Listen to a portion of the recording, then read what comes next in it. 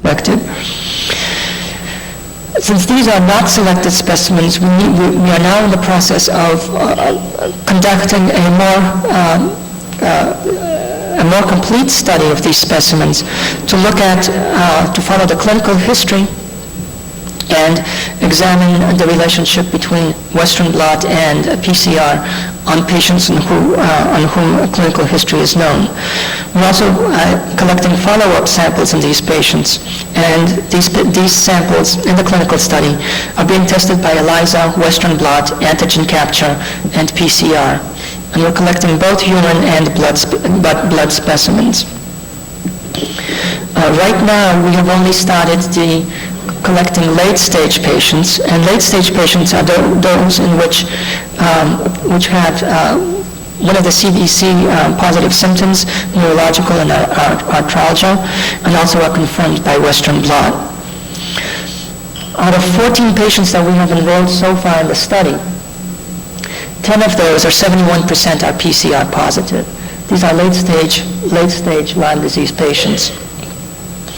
The Western blot positivity, even though these patients were selected on the basis of having a history of Western blot positivity, at the time of collection, 2 of these samples were negative and 2 others were equivocal. So this is really skewed in the direction of Western blot positive. But we also find that in these specimens, that 4 of these are PCR negative. We're looking at whether or not this correlates with actual expression of disease and what the follow-up samples may show and effectiveness of therapy. In conclusion, we developed a highly sensitive assay for direct detection of Borrelia burgdorferi in a wide variety of clinical specimens. We have streamlined the sample processing and extraction procedure and are making additional refinements now to make this assay even more specific. A microtiter-based capture assay was developed, which permits a rapid throughput of large numbers of samples to give very reliable results. And in fact, there's an excellent correlation between the PCR and the capture, the Southern blot and the capture assays. Multiple controls at various steps of the assays ensure that reliable PCR assays are obtained. For our clinical studies, which are now in progress, we're running these to identify the optimum sample type to be used at different stages of disease, to verify early disease and late-stage disease, and to monitor effectiveness of therapy. I'd like to acknowledge our collaborators in this work. Arlene Gonzalez, who is the head of the clinical reference the head of the research group at BTRL, Sylvia Stanton, who runs the clinical reference lab at BTRL, Dr. Tilton, who is the lab director at North American Laboratory Group, and the participating physicians and patients. Thank you.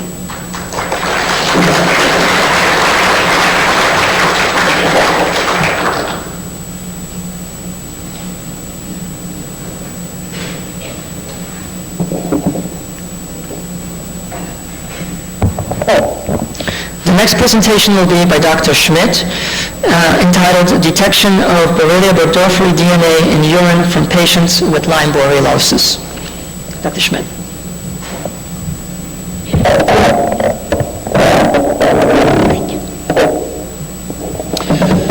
Laboratory tests for diagnosing Lyme disease is still unsatisfactory.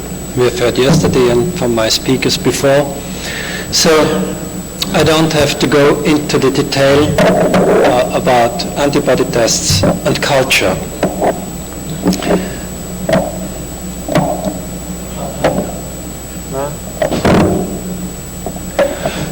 Our main aim was to develop a simple, rapid and high sensitivity test which can be used routinely. And as I'm working in a dermatological department, the specimen of choice, of course, would be skin, but it's not very easy to get follow-up samples. And we came upon the idea to use urine from animal studies, where it was shown that the 2 organs where Borrelia can be harvested most easily are heart and bladder.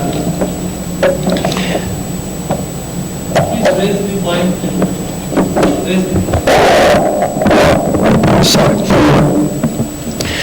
when starting PCR, we have to look which gene we should take as target. And like many others, we started with the OSPA gene, but we were not able to amplify all isolates we have in Vienna. Maybe this is due to the fact that in Europe the situation is a little more complicated. And recently it has been shown by a group in Heidelberg who tried to amplify 6 different strains of different OSPA genotypes, and although they could amplify all 6 strains, the sensitivity limit was in the range between 1 and 1,000 copies. So we decided to take a chromosomal gene as a target. And the only thing about, we wanted the first of this, you see there are many researchers having done this, and the only thing I want to like to show you on the slide is that we have to concentrate on the middle part, because the ends of the flagellin gene are not very homologous to Borrelia hermsii, but also to many other bacteria. And in preliminary experiments, we have seen with primers known from literature that the detection is really low in urine, and all what you can learn from this slide that you will always get a better sensitivity with nested PCR. What means nested PCR? We first amplify in about 20 cycles an amplicon, about 400 base pairs. We took out 1/20th of this reaction mix, put it in a second reaction mix, and of course with these 2 PCRs we get a higher sensitivity. Due to this higher sensitivity we can use a simple detection, which is normally been agarose electrophoresis, and also we get a higher specificity. But amplification, as you know, is only one part of the whole PCR method. And we have learned that DNA extraction is at least as important as the amplification, especially when you are dealing with clinical samples. And here I would like to present one sample. Here there's the extraction of the urine of one patient only by boiling without shellacs, and in the 2 lines marked to the right, marked with a plus, you see there are clear bands of expected site with shellacs. We have also tried the other commonly used precipitation methods and all. I think we lost a lot, especially when in urine, and the results were unreproducible.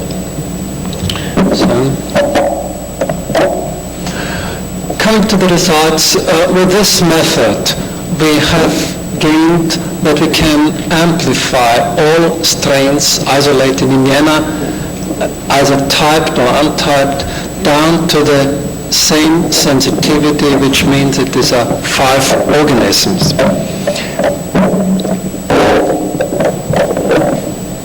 Next, of course, we checked specificity, and we have tried other spirochetes as well as other pathogens which might be common or some in infectious diseases.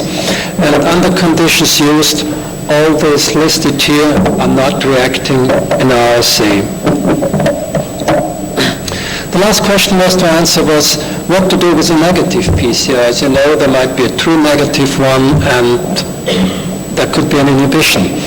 And we have seen, especially when we have used precipitation methods like chloroform, ethanol precipitation, that a high degree of inhibition in the urine, and in a paper from Germany it was shown that 7 of 10 patients were inhibited. So we made a construct where we can use the same Borrelia-specific primers in the assay. The construct is a quite different plasmid, and the ends are specific for Borrelia burgdorferi. So when we add this plasmid into the reaction mix, we get 2 240 base pair amplicon when there's no inhibition.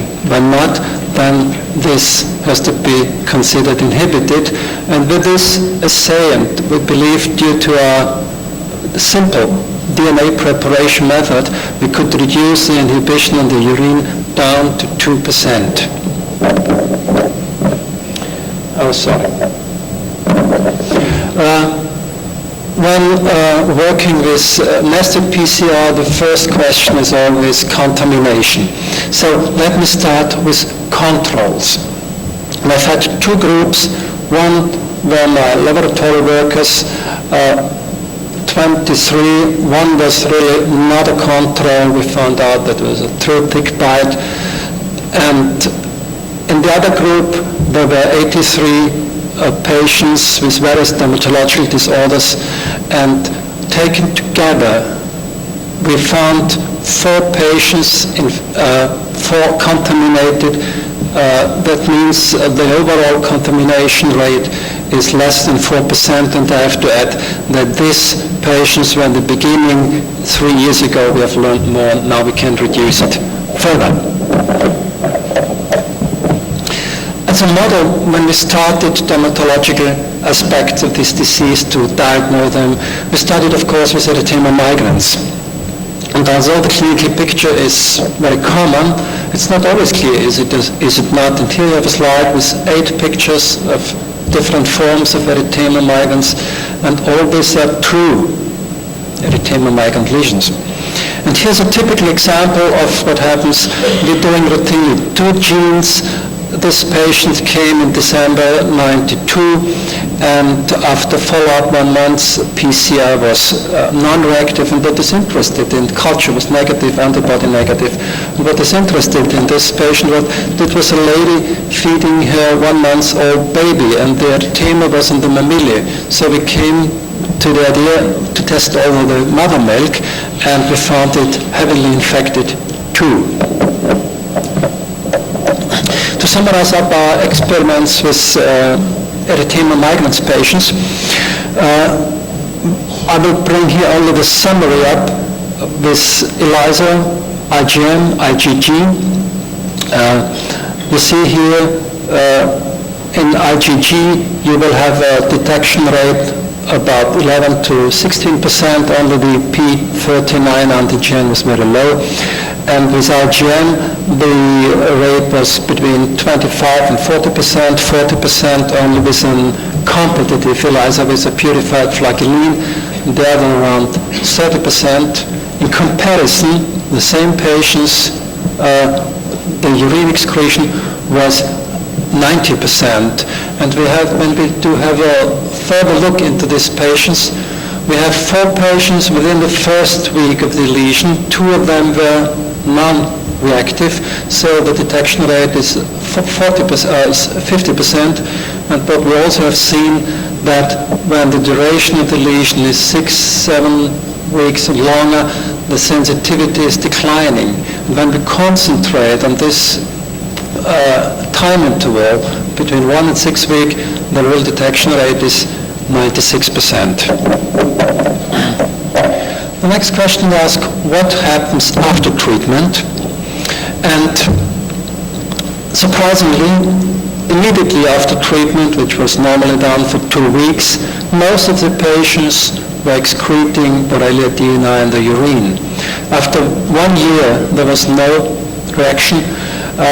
In the meantime, it's a little mixed, but let us concentrate on these 9 patients who are reactive in the PCR 6 months after start of treatment. And here I've summarized the clinical findings of it. The first 4 patients had an interruption in treatment. The first patient was only treated for 5 days by some other mistakes. All 4 patients were retreated and became negative very soon.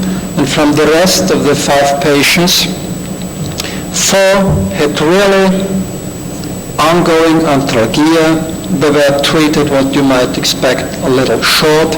And only 1 patient here, which was treated for 15 days, was clinically healthy, and it was exactly at 6 months when we took the urine, and the next sample, it was 10 months later, and then it was non-reactive, sorry.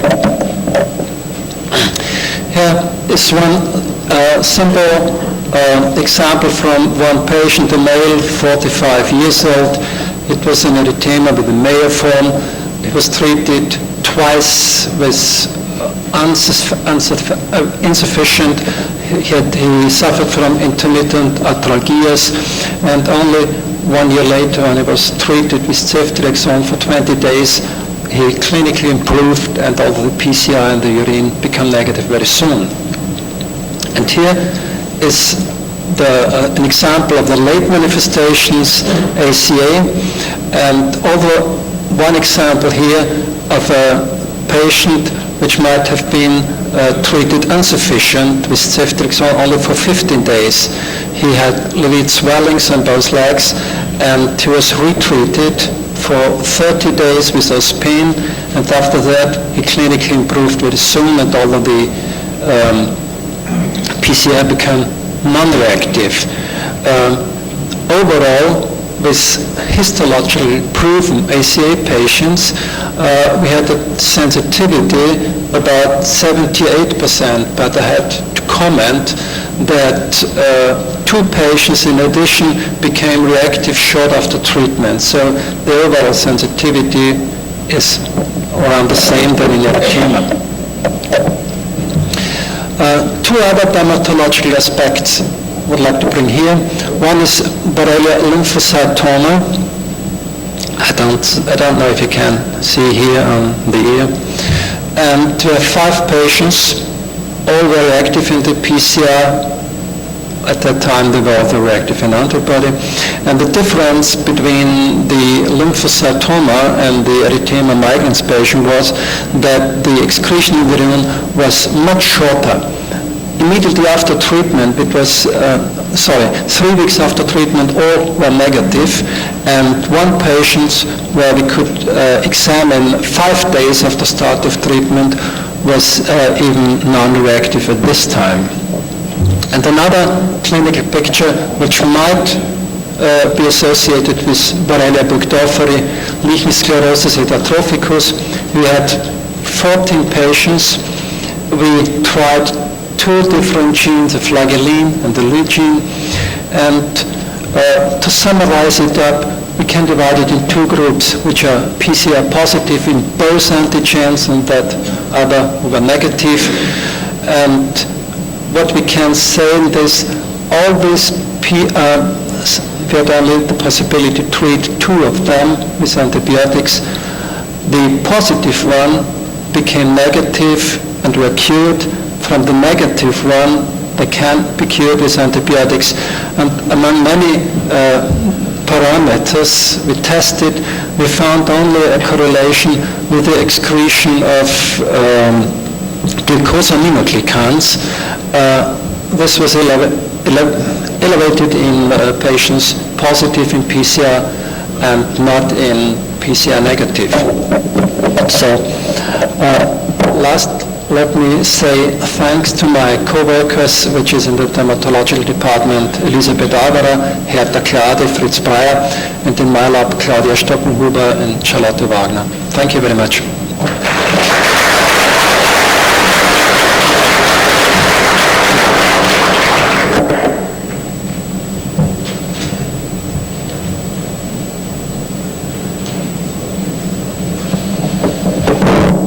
Okay, we'd like to open up the session now for any questions. This is for Dr. Luft. I was curious if the controls with relapsing fever and syphilis were positive for the flagellar antigen with the whole cell sonicate, but negative on your panel that included the flagellar antigen. I was just curious as to why you thought the explanation is.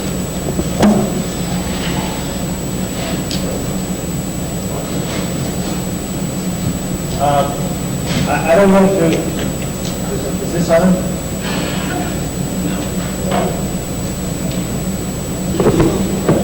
Hello? Yeah. I don't want to mislead. Those do not, when we talk about the chimeric proteins, those do not represent the entire protein in each of the chimers.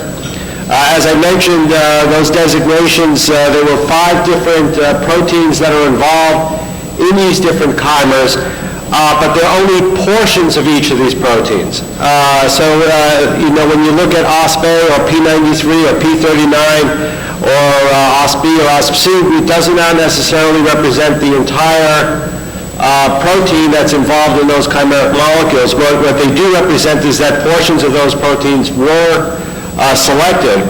They were selected on the basis of epitope or domain mapping of those proteins to be able to identify the portions of those proteins that were immunospecific and immunodominant. So they were selected so that they wouldn't give us any false positives.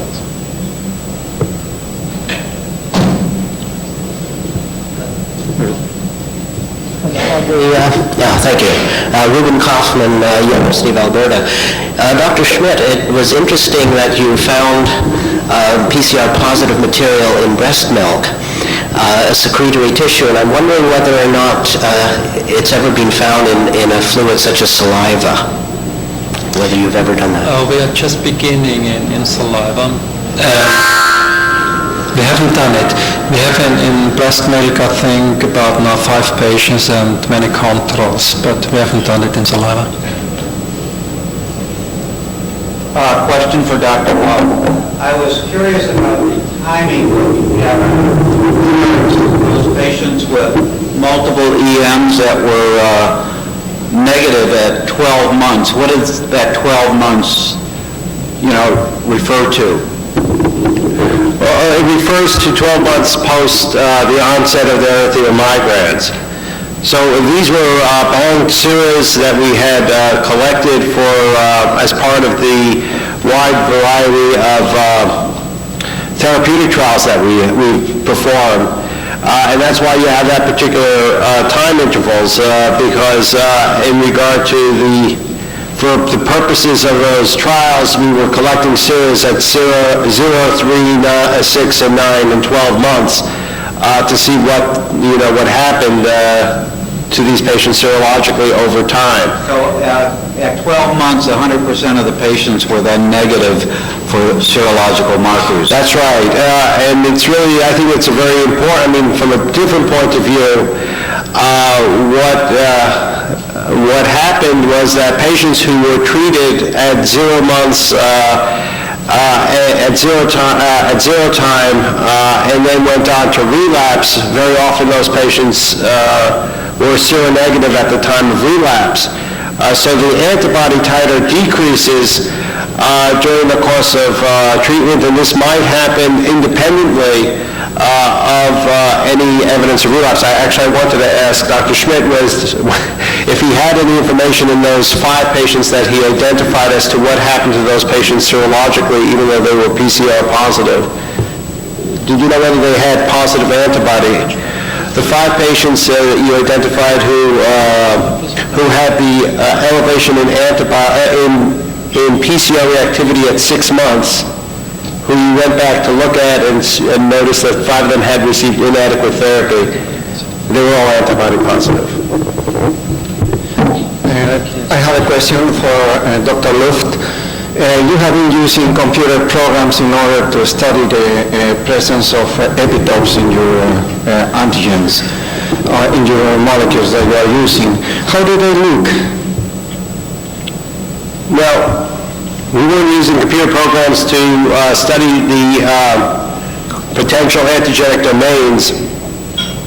What we were using was the computer programs to identify areas. We used a combination of computer programs and a technique called circular dichroism to identify the areas of the proteins that we thought that might be particularly alpha helical, that might be a good site for linker molecules. So we look for it on the basis of determining the antigenic domains. Those domains were determined experimentally by very careful epitope mapping. Thank you. I have another question for Dr. Manak. In your numbers that you present related with the positivity in blood, urine, and tissues, your numbers are relatively low comparing with other authors. Some of them very dramatically low, especially in blood and urine. I know that there are inhibitors, but still, for example, you have 2% in urine, when groups of New York, for example, they have 41%. And then with Dr. Schmidt, the source of your study, a large group of your study came from urine samples, in which you have almost 90% positivity. But there is a difference in extraction procedures, handling of the sample, or is just the sequence that you are using that are totally different in these groups? No, I'd like to point out that the samples that we're looking at are not confirmed Lyme patients. These are just samples that are sent to us by the physicians. These are not pre-selected. In fact, the vast majority of these samples are not from Lyme patients. As I mentioned, only about 8% of those particular specimens are positive by Western blot. So we have not looked at, in that 3,000 specimens that I talked about, that does not represent a population of Lyme patients. Now, towards the end of my talk, I did discuss some samples from actual confirmed Lyme-positive patients. And in that population, we see 72% positivity. So that is more in keeping with what we see from confirmed patients. And we are now carrying on a clinical study where we can see confirmed positives and the confirmed Lyme patients and the percentages of PCR positive in blood and urine. The urines, these are, our patients are from an endemic area where there is a fairly high incidence of Lyme. So many of the physicians sent us specimens to monitor for this infection, but in fact, the vast majority are not Lyme patients. Yeah, Alan Barber, I have a question to both Dr. Manak and Schmidt. Now, I guess my second question is more toward Dr. Manak. The first question is whether in either laboratories you sequence these PCR products you get from patients. For one thing, just make sure that they are what you think it is, and also to see if there's any heterogeneity. If you kept getting the same sequence, I would worry about contamination. And then the second question is whether, in Dr. Manak's case, you're going forward to get FDA approval for this test.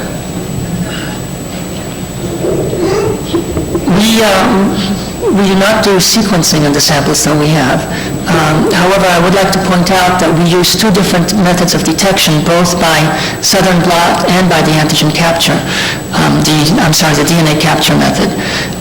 For a sample to be considered PCR positive, it has to be positive by both the southern and the DNA capture. In fact, there's a very high correlation between the two. These samples must have both the primers present as well as an internal sequence, which is used for the hybridization on the southerns and hybridizations to the capture plates.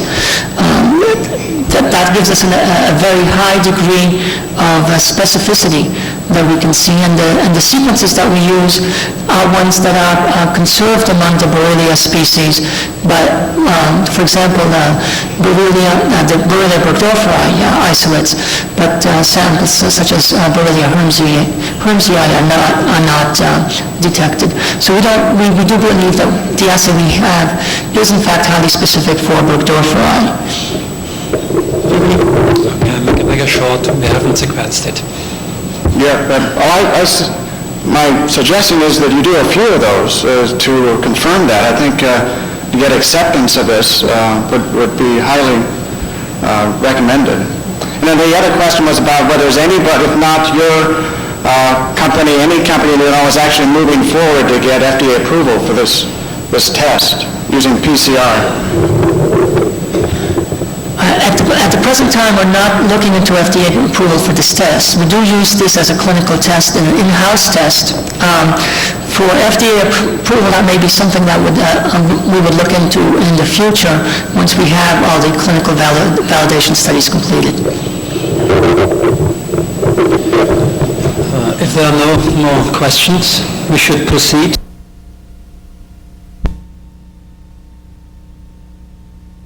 Thank you, Dr. Schmidt. Let me first acknowledge Dr. George Tide. Dr. Tide did the lion's share of the work on this, and I hope is prepared to answer the lion's share of the questions. And also let me note the collaboration of Dr. Nick Harris from IGenics. Truly a very remarkable collaboration, considering the competitive nature of both laboratories. Clinicians and regulatory groups and even patients have asked for direct tests for Lyme disease that are both sensitive and specific.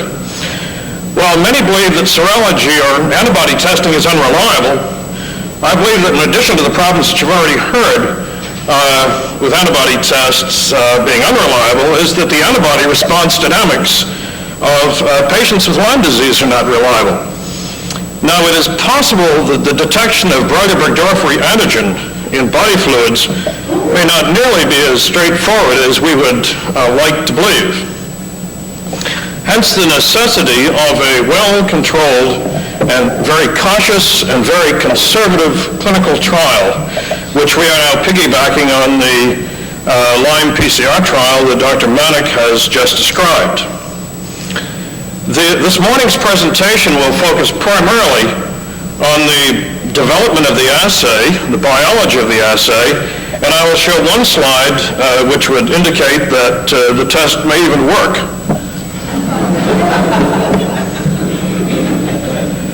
There are significant advantages to antigen capture, including the direct measure of spirochetes in clinical samples and fluid, the early diagnosis of infection. We would like to be able to verify Lyme disease in cases where serology is negative or indeterminate, and I think we're finally beginning to understand that there are a significant number of patients that do have indeterminate or negative serology and still may even have Lyme disease. And it would appear to be useful in the diagnosis of Lyme arthritis and neuroborreliosis and some of the other late-stage manifestations of Lyme. And as with PCR, we may be able to use it to monitor effectiveness as well.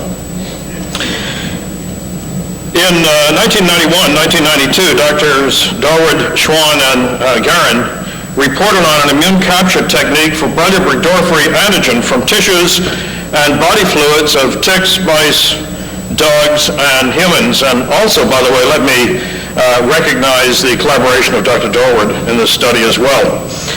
Their antigen capture test was based on the observation that membrane vesicles, or blebs, were shed or exported, if you will, from populations of Borrelia-Burgdorferi spirochetes, and that this might explain how small populations of bacteria could sustain an antigenic response.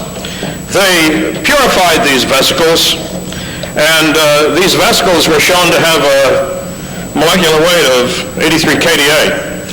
They termed them MEPs, or major extracellular proteins, and they were shown to be a complex of undersurface protein A, B, and even some IgM thrown in for good measure. An immune electron microscopic assay was developed in order to visualize these vesicles on the spirochete. This test has achieved almost mythical status because of the protein A colloidal gold conjugate used in the EM prep. I receive virtually daily calls from people wanting to know when the gold test is going to be available. We don't intend to call it the gold test, by the way. We at North American Laboratories and Biotech Research Laboratories, which are both Boston Biomedical companies, recently licensed the Lyme urinary antigen test from the National Institutes of Health and have modified it to a more convenient ELISA format. In the process, we think we've also made some significant changes in the test. Let me very briefly run through the purification procedure for the vesicles, because in fact, this is one of the primary aspects of the test. You got to get the vesicles or the blebs before you have a test. And while I won't necessarily go into great detail about the purification procedure, please be aware that there are a variety of ammonium sulfate cuts, centrifugations of supernates, followed by additional cuts and high-speed ultracentrifugation. This differs somewhat from the Rocky Mountain Lab Group in that we used ammonium sulfate precipitation as well as ultracentrifugation. Well, assuming one has the purified vesicles, which in fact we have, we ran them on 11% polyacrylamide gels and stained them with Kamasi blue.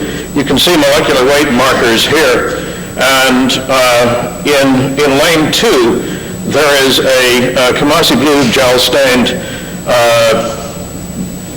whole cell lysate, which shows the major bands. I would like to point out in lanes 3 and lanes 4, these are stained gels of the vesicle preps.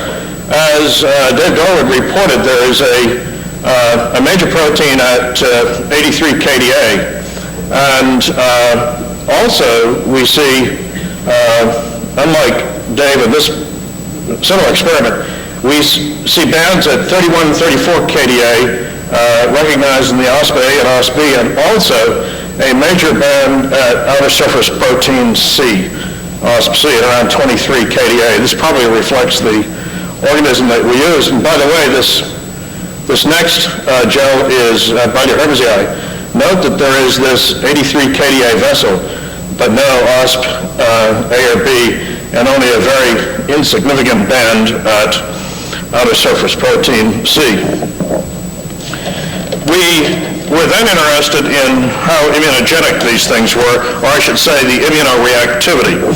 And we determined the immunoreactivity of these vesicles by electrophoresing on 12% gels, transblotting them and reacting them with rabbit antibody to whole cell Brachyburgdorferi 2591. And once again, you can see the gel of the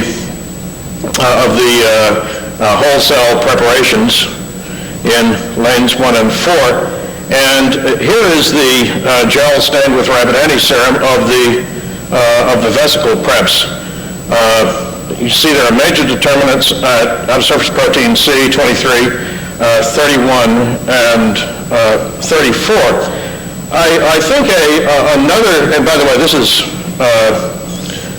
Brachyhermesii, not much to tell. I think another significant item to be noted, and was reported in Dave Dorward's paper in Journal of Clinical Microbiology, 1992, is that these 83 kDa vesicles are not immunoreactive. And there was speculation in that paper, and I'd still speculate as to whether these 83 kDa vesicles are the same 83 kDa that Lefebvre reported a few years ago.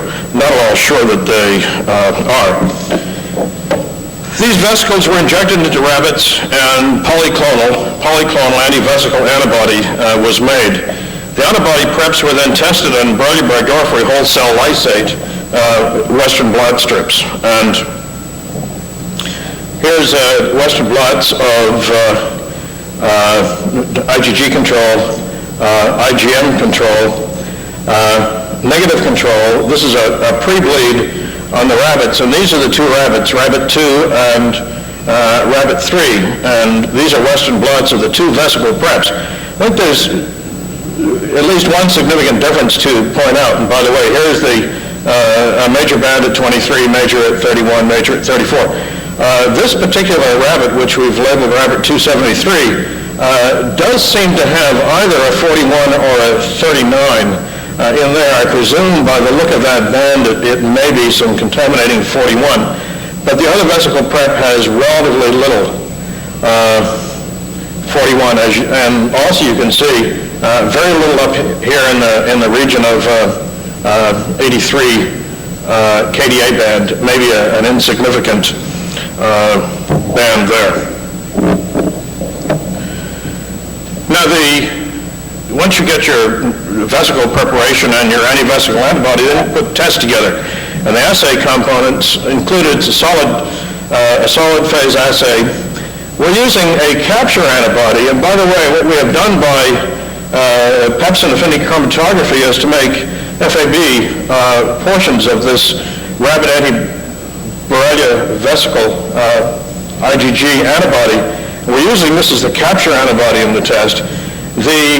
We're using a very similar antibody, rabbit 272, for the detection and amplification system. And the difference between the capture antibody and the detection antibody is that this capture antibody appears to have a little bit of 41 in there for good measure. It's an HRP conjugate, and the enzyme substrate is very common, TMB in citrate buffer.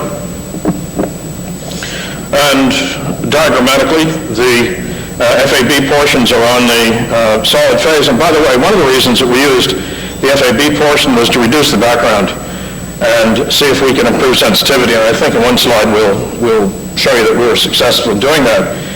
To which is added the antigen. In the case of the clinical test, 20 microliters of urine, and then detection antibody, which is the anti-vesicular IgG, to which is conjugated HRP, and then color reactions brought out with TMB and read at 450 nanometers. Interesting to take a look at the sensitivity of this assay. If you test cell lysate, you find that the linear portion of the curve is roughly between 25 nanograms and probably 3 nanograms. However, we can detect above background about 500 picograms of antigen. And when one translates this into numbers of bacteria, it would appear that, in fact, some experiments that were done after the slide was made, that we can detect fewer than 10 microorganisms, fewer than 10 Borrelia burgdorferi per ml of urine. And that's beginning to become very sensitive for a direct antigen detection test. We've worked a long time on trying to optimize the test. Working with body fluids has its own set of problems. We have noted that 37-degree incubation of the test at 2 hours gives us the optimal sensitivity. However, the sensitivity is markedly increased if you add a lysine buffer to the specimen. This specimen either lyses the whole organisms or in some cases we think may rupture immune complexes. This is a highly alkaline lysine buffer system.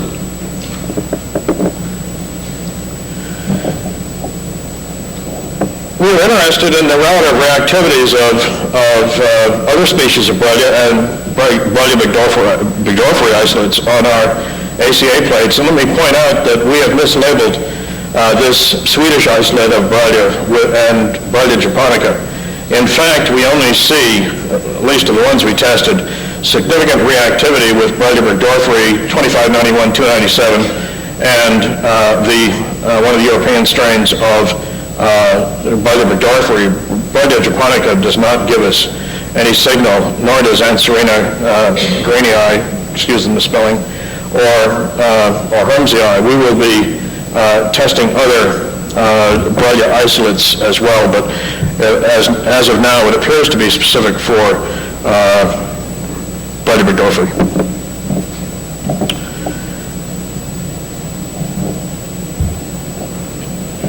These are 15 patients who we presume are confirmed Lyme disease patients. There are some substantially positive patients here. There are some negatives, 7, 8, and 10, and there are some low positives. I told you before that we've improved the background. Fact of the matter is, there are statistically significant differences between these low positive samples and the negative samples.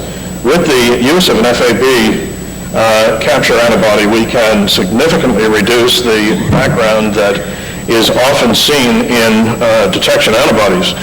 As Dr. Manick told you, as we've piggybacked on the funded PCR validation study, we have piggybacked the Lyme antigen study on the funded PCR study. We are collecting samples in a very controlled way, and we'll be analyzing them. In fact, are analyzing them in the next few weeks. Summary and conclusions. An ELISA format for the direct detection of Borrelia burgdorferi outer surface antigens has been developed based on an existing assay system. This assay can detect as low as 500 picograms of crude cell proteins and now less than 10 cultured cells of Borrelia burgdorferi in urine. A special lysis buffer is required for enhancing the sensitivity for both cells and their soluble proteins. We believe that this lysis buffer may be key not only to the use of this test in urine, but the use of this capture test for other body fluids where they may be complexing or contaminating antibody. And it's a relatively quick test. It can be completed in 3 to 4 hours. This assay is specific for Borrelia burgdorferi, but not reactive with other Borrelia species tested. Very, very preliminary experiment. We detected 12 out of 15 urine samples from cases of patients with suspected Lyme disease. Obviously, more confirmed clinical samples will be tested to assess test sensitivity and specificity. Urine samples from patients with other diseases shown will also be tested to assess test specificity. And we are obviously looking into the application of this test to the detection of antigen and other body fluids as well. Now, I'm going to answer a question before you ask it. And the question that I'm going to answer is, when will this test be ready? It's probably not in anyone's best interest to wait for the conclusion of our long-term clinical trial, which we anticipate will take a couple of years. However, we have tried to err on the side of caution and not market a test until we know its performance parameters. We think we are approaching that stage, and we would, assuming that the specimens we analyze over the next month or two are okay, we would hope to have the test available within a couple of months. Thank you very much.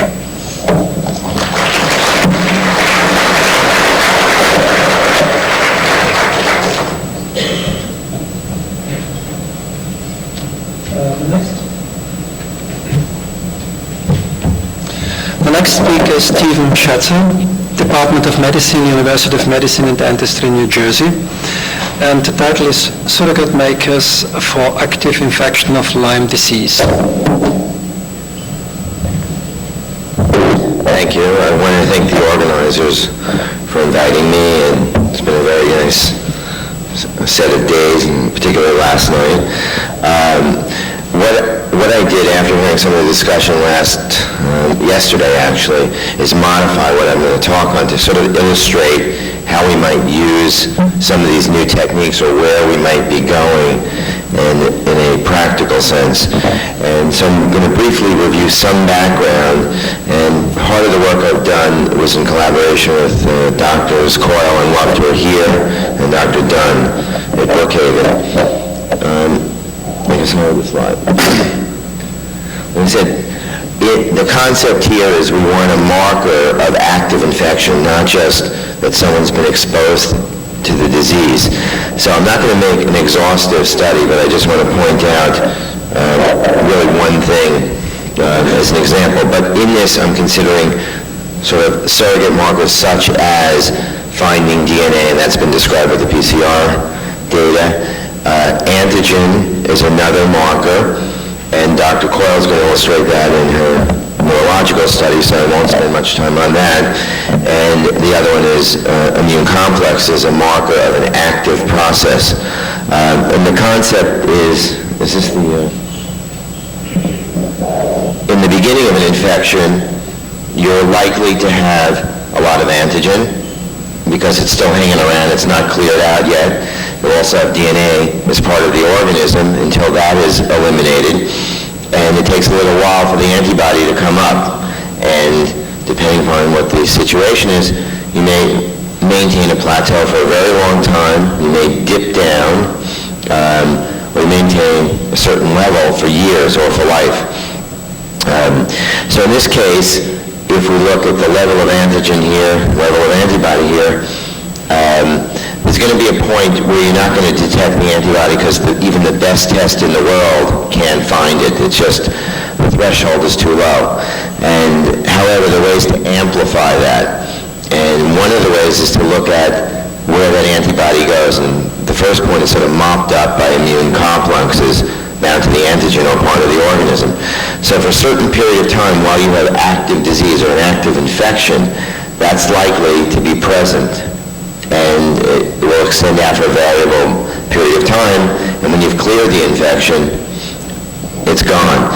So in this case, we were looking at not just levels of immune complexes that you might see in lupus, or which may contain several antigens, but we were concerned with what are some of the Borrelia antigens in that immune complex, and particularly specific antigens.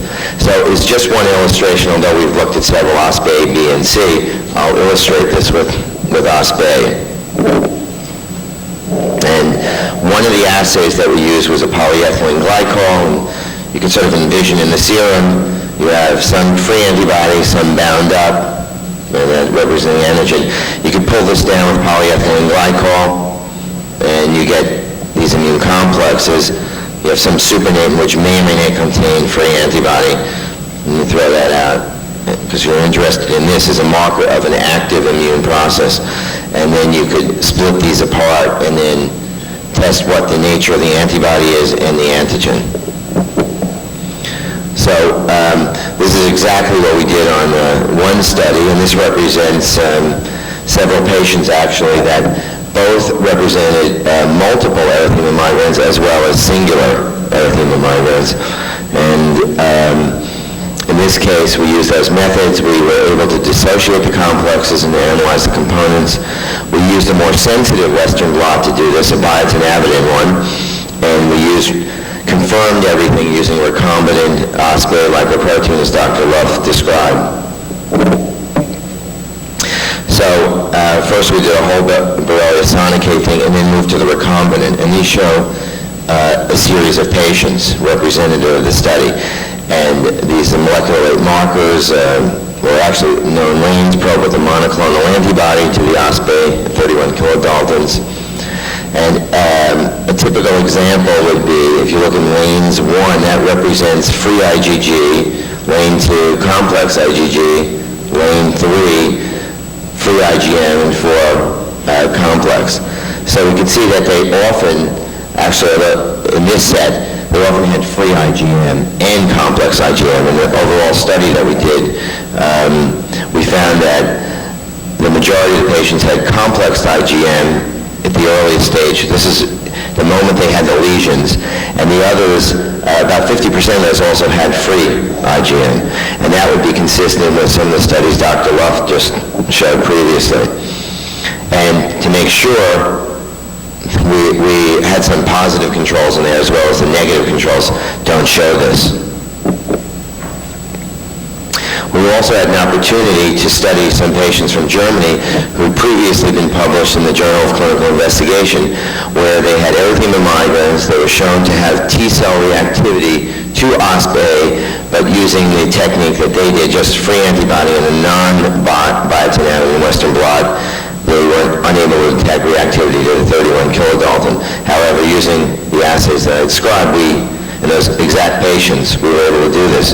The other point of this, it shows despite possible antigenic variation, we were able to detect reactivity to this. And this sort of summarized what I said. In the first study, it was 20 out of 21 that reacted. We also confirmed the presence of OspA antigen using polyclonal and monoclonal probes. And that's just a graphic depiction of that. I couldn't compete with Dr. Schmidt on the slides, but had to throw one in.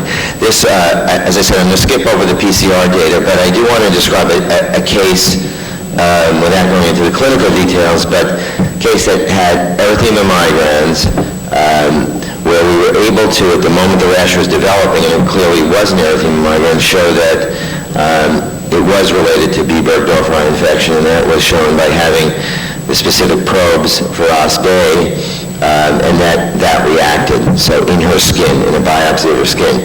We also found complex IgM to OspA and B, and were able to find the antigen of OspA and OspB at the initial point of infection. And this case, it doesn't matter that it's this way. This represents a chronological sequence. In that first presentation was 4 years before. Subsequently, she was re-exposed to Lyme disease, pulled a tick off her, developed symptoms, and just before, a serum sample taken before that tick bite shows absence of any reactivity, similar to what Dr. Luft's study showed. Beyond 12 months, we don't see reactivity, at least in this case. And however, this is a positive control. At the moment she has symptoms, we find complex IgM and some IgG.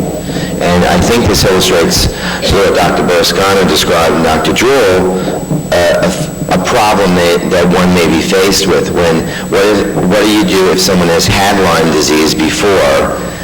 How do you know that they're actively infected? Because they might have an amnestic response and or even have free-floating immunoglobulins circulating around. And for this, I just wanted to bring up that concept, and I think we could go into it more in discussion. And again, also within those complexes, we showed that there was OspA, and using a polyclonal as well as monoclonal. So I think that this represents approach maybe we should be looking at, as well as looking for DNA. And since we lack actually a gold standard, and often we may not be able to find one of these. So not to advocate one, but it's the concept of going towards this to look for more active markers, which will have implications in any vaccine or an antibiotic trial, as well as clinical treatment of the disease. Thank you.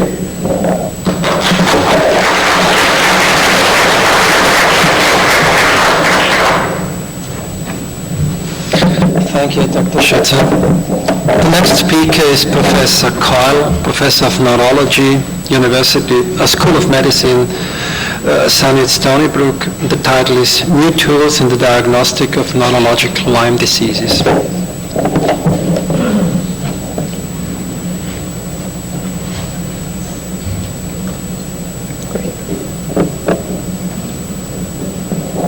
I too want to thank the organizers for inviting me to this conference and to this beautiful city. When Lyme disease was first described, it was described as an arthritis. Since then, we've become increasingly aware that it really is the neurologic manifestations and complications that appear to be the significant morbidity of this infection. Therefore, it becomes very important to be able to diagnose when there is neurologic involvement due to B. burgdorferi. This is not as simple as it sounds. Clinically, it is not always clear that one has primary involvement of the nervous system versus secondary effects on the nervous system. And therefore, it would become very nice to have laboratory testing that indicated that there was indeed neurologic involvement by B. burgdorferi. The hallmark in investigating most suspected neurologic infections is really to analyze cerebrospinal fluid, CSF, which I tell my patients is the blood of the brain, to explain how important it is. So for this talk, I'm going to really go over the status of current testing of spinal fluid in the diagnosis of neurologic Lyme disease. At the end, I will go to some ancillary testing, in particular some new testing, non-CSF, that I believe also may very well prove helpful in the diagnosis of neurologic Lyme disease. When we turn to CSF testing in evaluating patients, we can divide CSF tests into non-specific tests and specific tests that really tell us something about B. burgdorferi involvement, and those can be divided into direct and indirect. The non-specific CSF tests are really helpful to tell us that there is a neurological disturbance. There is a clear-cut abnormality within the intrathecal CNS compartment. And these tests can also be helpful to diagnose other conditions or to exclude other potential conditions in the differential diagnosis if you evaluate a patient.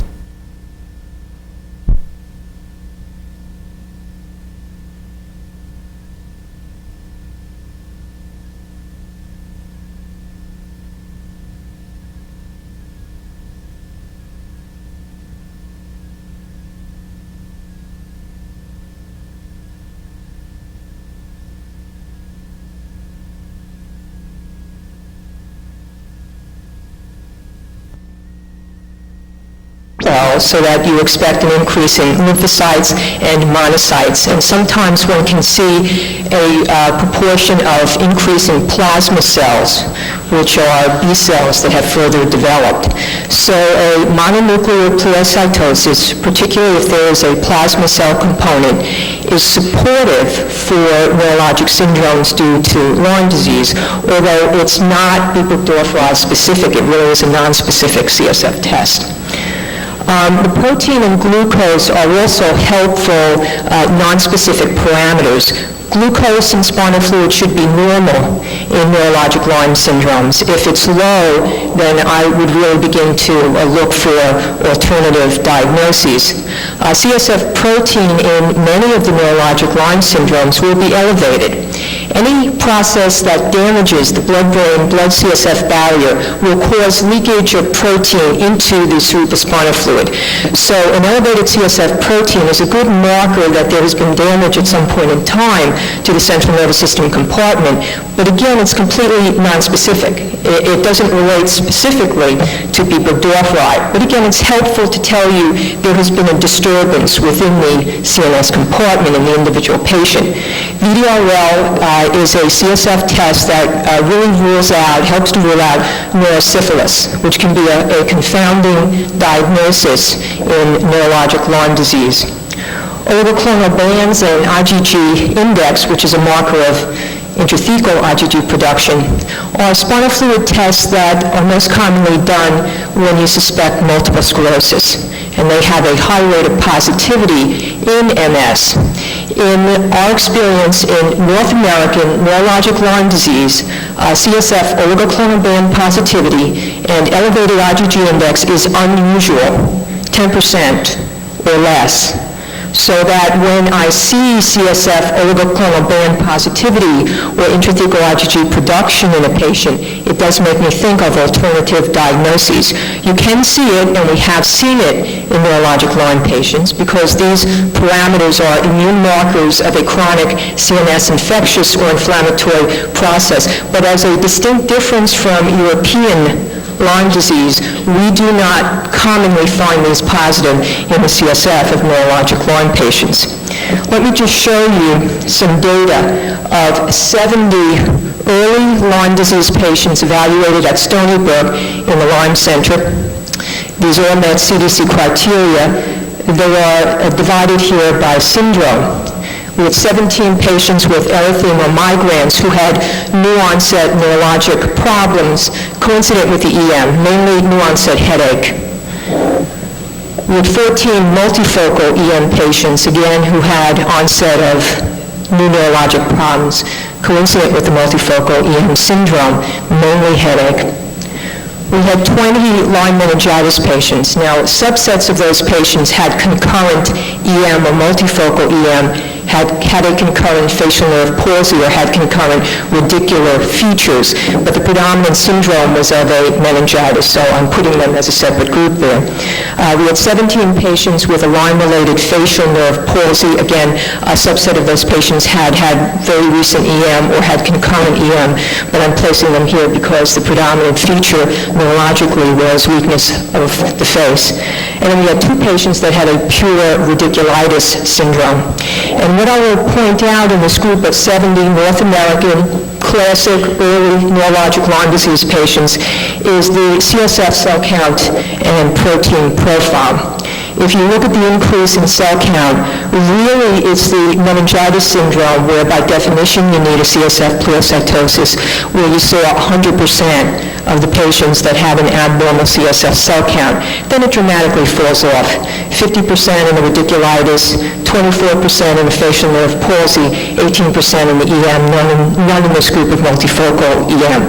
When we look at the CSF protein, again, here, most commonly in the 2, granted a very small number of radiculitis patients. Not surprising because radiculitis, by definition, involves an inflammatory process of the spinal nerve root, which is exactly where you have the blood CSF barrier, so one would expect to get protein leaking in.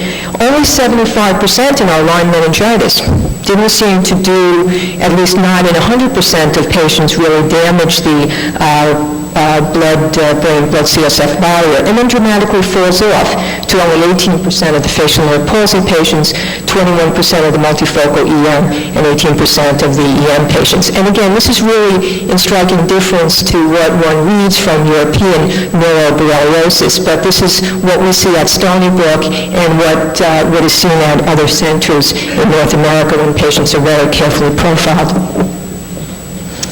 Let me turn now to some of the specific CSF testing in Lyme disease, which can be divided into direct tests that give evidence of the spirochete or pieces of the spirochete within the CSF compartment, namely culture, detection of antigen, and detection of nucleic acid, or DNA or RNA. And then the indirect specific evidence of neurologic involvement by B. burgdorferi, which is really dependent upon the host's immune response within the intrathecal compartment to tell you that there is a disturbance there.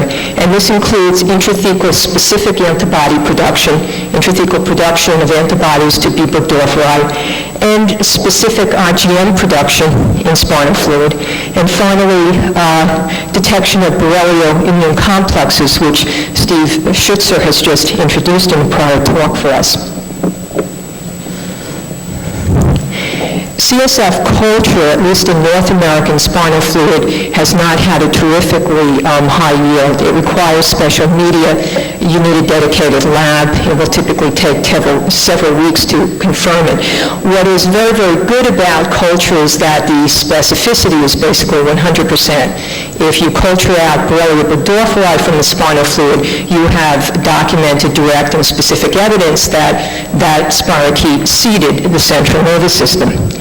In the 70 patients that I just presented from Stony Brook, we actually cultured CSF from 21 of these early infection patients, and our culture positivity yield was 14%. All of our cultured positive spinal fluids were confined to the meningitis patients. We cultured 8 of the Lyme meningitis, and 3 of the 8 were positive. Clearly, although the specificity is wonderful, a sensitivity of 14% and maybe even lower is not that high a sensitivity. I think that we need to do this a little bit more systematically in the early neurologic Lyme patients to really get a handle on how helpful a culture may be. Very good specificity, but rather low sensitivity. Dr. Tilton introduced the utility of antigen detection. We've actually been looking at antigen in spinal fluid for the past 3.5 years at Stony Brook, and we do it on a routine clinical basis on the patients that we evaluate. We believe that this assay is different from Dr. Tilton's, of course, but we believe that it's a very good assay and it has clear clinical utility for us. The sensitivity of our antigen assay is 10 picograms. Now, we've clearly concentrated only on spinal fluid, which is a very clean system. Our antigen detection system is really centered on OSPE, which has given us the best yield. We have looked at other specific proteins, but to date, OSPE has been the best for us. And we can detect OSPE in spinal fluid by an antigen capture ELISA and by Western blot. We've now run 357 spinal fluid from seronegative other disease patients with a false positive rate of 1%. Of the four samples that reacted, actually, 2 of them were recurrent meningitis and unexplained encephalopathy from endemic areas, where a possibility of Lyme disease had actually been raised prior to our seeing them in their clinical assessment, but had not panned out because there had been no supporting data. So I've elected to include them anyway to keep this 1% false positive rate. So a specificity of 99% is fairly good, almost up there with culture. What about the sensitivity? Well, in the 70 early infection patients that I showed you in that first slide, the positivity rate for CSF antigen was over 67% in the radiculitis patients. I'm calling some out from the meningitis group there. Both of the radiculitis patients that I showed you were positive, but I'm pulling out some from the meningitis group. In the 20 meningitis group, 60% were antigen positive in CSF, so that is clearly much better than culture positivity. 47% of the facial nerve palsy and 36% of the multifocal EM were CSF antigen positive.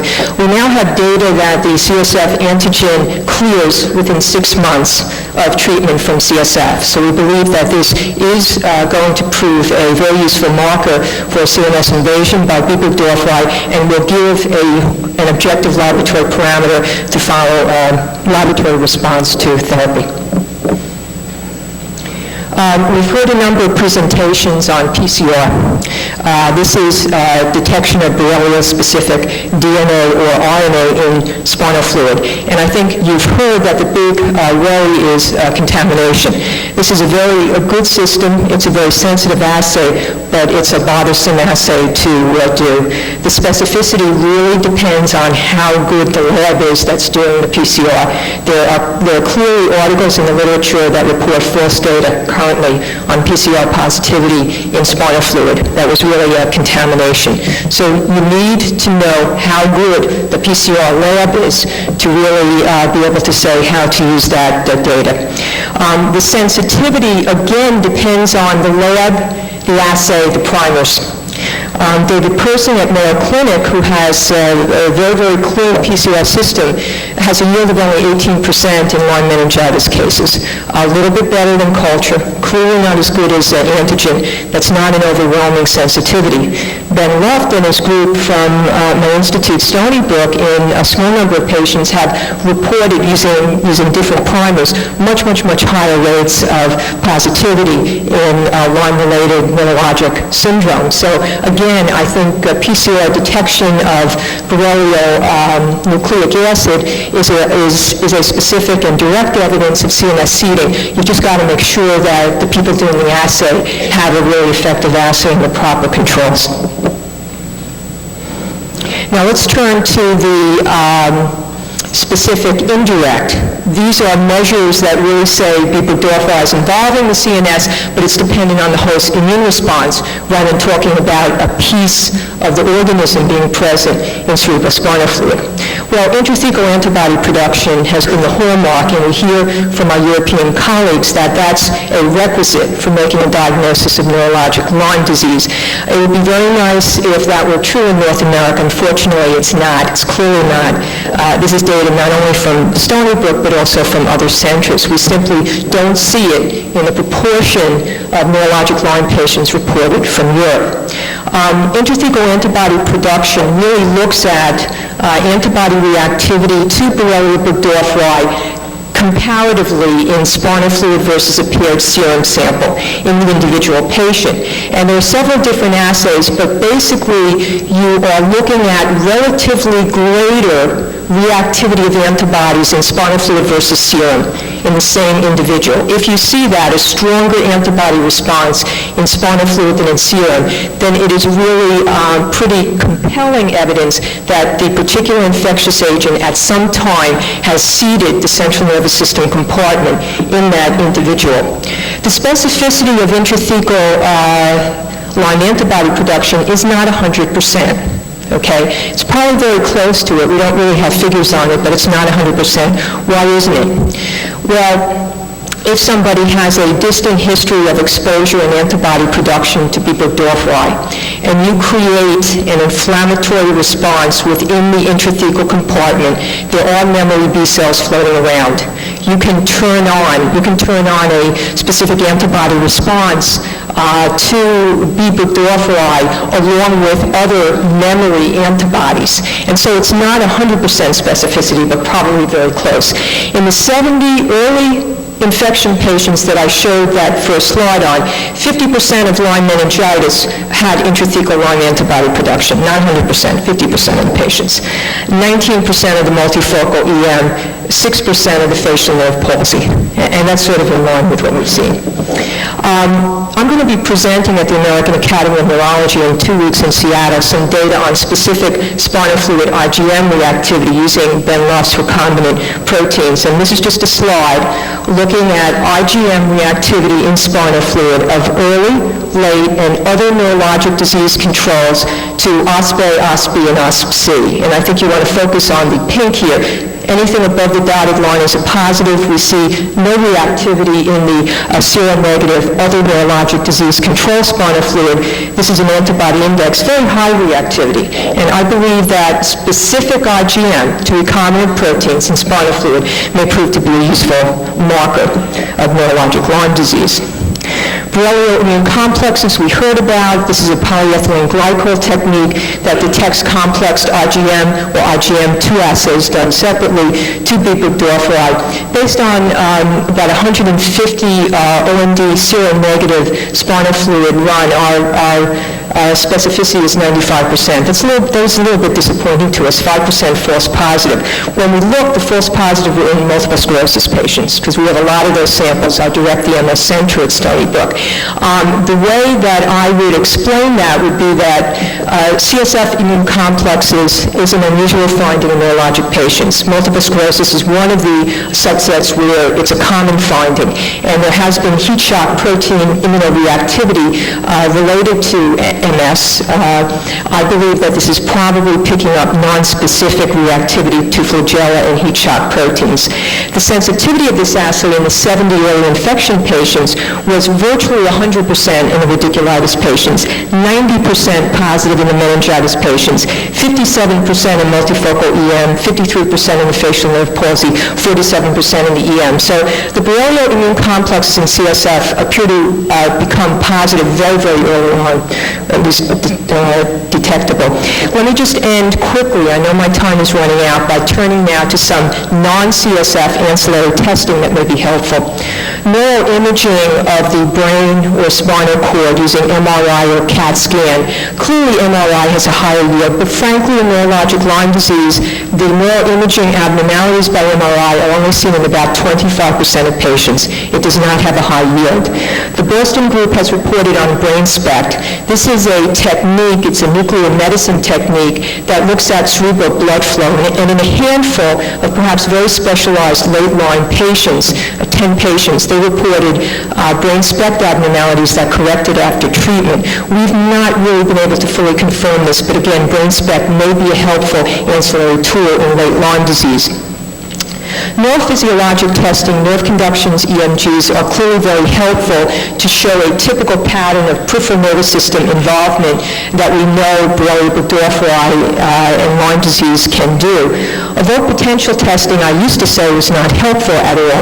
However, we have some new data that cortical evoked potential testing, and going along with that, brainstem auditory may be helpful. And I'll just show you this slide, this is from Mark Geisler and Beth Gadino, working in Lauren Krupp's laboratory in our department at Stony Brook. This is the P300 latency of the cortical evoked response, which is really looking at cortical function. And based on 32 age and sex-matched controls here, this is the normal latency with 1 and 2 standard deviations. These dots here are 6 late or chronic Lyme encephalopathy patients, individuals that have cognitive complaints. And basically we see that 3 of them are greater than 2 standard deviations slowed with regard to the P300. And another one is over 1 standard deviation. Really, this is an electrophysiologic measure suggesting that in late Lyme patients that are considered to have an encephalopathy, there may be an actual laboratory correlate saying their cortex, their brain is not working well. And when we turn back here again to neuropsychologic data, the most common late neurologic syndrome that we see is encephalopathy.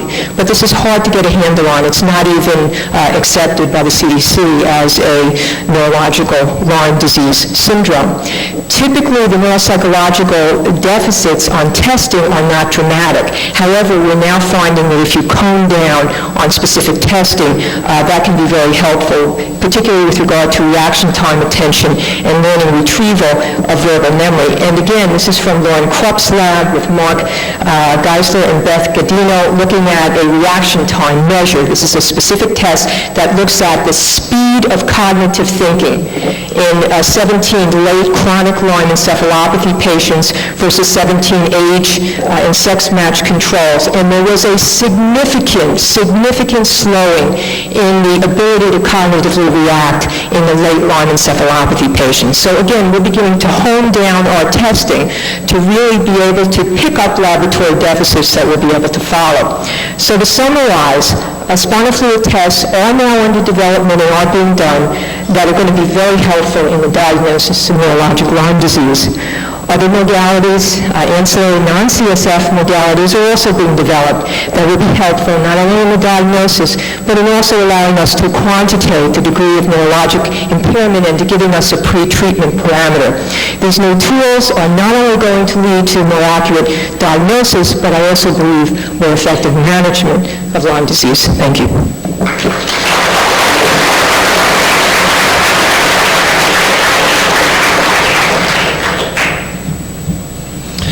Thank you, Professor Kyle.